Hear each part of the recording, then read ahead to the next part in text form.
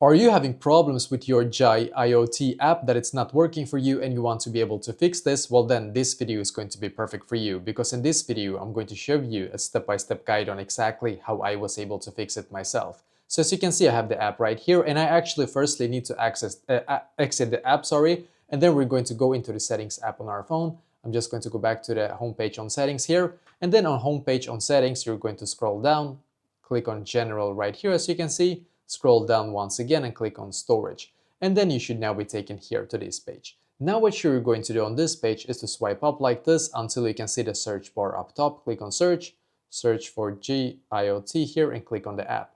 Now what you're going to do on this page is very simple. Click on upload app and once again click on upload app down below here. Wait a couple of seconds, click on the reinstall app. So this actually, what this does is that you're going to automatically now update your app to the absolute latest version. So I did this myself. When it was done, I just went back and I tried once again. And this, by the way, solved the issue completely for me. So try this and hopefully you're going to be able to fix it for you as well.